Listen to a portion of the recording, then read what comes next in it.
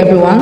On behalf of the dedicated team of the One District, it is with great pride and enthusiasm that we present our school year 2024-2025 District Monitoring and Evaluation Plan Adjustment Results and Accomplishments.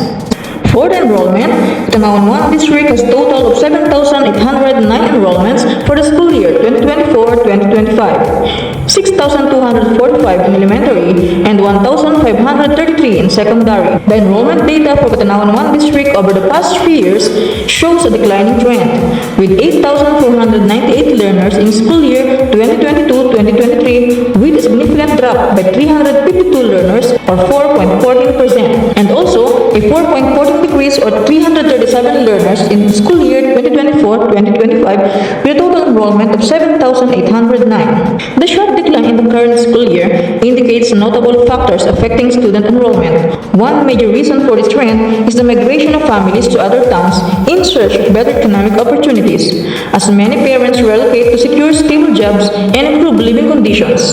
Additionally, the low number of kindergarten enrollees in previous years has contributed to the reduction in overall student population, as fewer young learners enter the school system due to the decrease of the population in the enrollment catchment areas. On the other hand, transfer of most grade 10 completers to other senior high school with enticing offers such as free uniform, gadgets, and other previous contribute to decreases in the affected schools. To address this issue, the school implemented targeted interventions such as strengthening early childhood education campaigns, conducting child mapping activity to identify potential enrollees, and collaborating with stakeholders to provide support for families.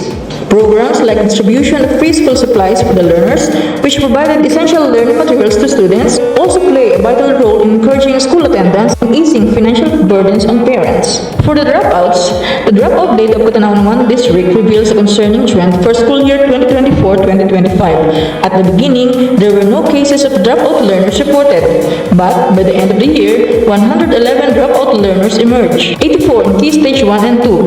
Don Padilla Elementary School, Doong Manibaba Elementary School, and Peregrino Sinatibidad Elementary School are the 3 schools with the highest number of dropout learners. There are 27 dropout learners in Key Stage 3. Despite continuous efforts of the schools such as home visitations, offering flexible learning schedules, providing extra tutoring sessions, and creating a support system with counseling services for both learners and parents. One of the reasons for dropout is that parents chose to have their children drop out to help with housework and address family responsibilities. This decision highlights the significant challenges families face, where economic and household pressures outweigh the benefits of continuing formal education. For the number of graduates, for this school year, based on the current enrollment of grade 6, the graduation rate falls to 99.89%, while in Key Stage 4, 100% of the enrolled learners successfully completed their education for this school year. This achievement has been consistent over the past 3 school years, reflecting the school's commitment to supporting students in finishing their studies despite any challenges they may face. The school's efforts, including academic support and community engagement, have played a key role in ensuring that every student had the opportunity to continue their education and graduate on time. For the donations, for this school year, the total donation received by the schools in elementary and secondary has a total of 3,820,745 pesos, with 1,889,084 pesos in cash donations and 1,931,661 pesos in kind contributions. Katanawan Central School in elementary and San Roque National High School in secondary received the highest amount of donations. These generous donations have played a vital role in supporting various schools' programs and initiatives. For the OOE liquidations, for each quarter, a 100% liquidation rate was achieved in all elementary and secondary schools of the district. Through diligent adherence to best practices, financial reports were as much as possible submitted on time, with continuous monitoring of expenditures to ensure alignment with the approved budget. For the data on research, for this school year, there are only 13 completed research reported in the district, 10 basic research, and 3 action research. The main reason causing the low number of research conducted, particularly action research, is that studies conducted in previous years remain applicable and relevant to the current academic period. The findings and recommendations from these past research projects continue to support and inform the school's practices. However, the lack of new research prompted identification of the need for intervention, which includes allocating time for teachers to engage in research activities, providing additional support for research initiatives, and identifying areas that require further exploration. For the number of failed learners, for this school year, out of the number of enrolled learners in elementary and secondary, only 0.27% or 21 learners reported as failed by the end of the school year in the district, 18 in elementary and 3 in secondary. The main reasons for the presence of failed learners in the district are the following: family problem, lack of interest, health problems, and problem in reading. Reflecting the effectiveness of the interventions and support provided to the learners, the high percentage of promoted learners can be attributed to several key strategies, including early identification of struggling learners, personalized tutoring sessions, and regular monitoring of academic progress. Teachers also implemented differentiated instructions to cater to diverse learning needs of learners, ensuring that all learners receive the support they required. Additionally, frequent communication with parents help address any challenges that could affect learning.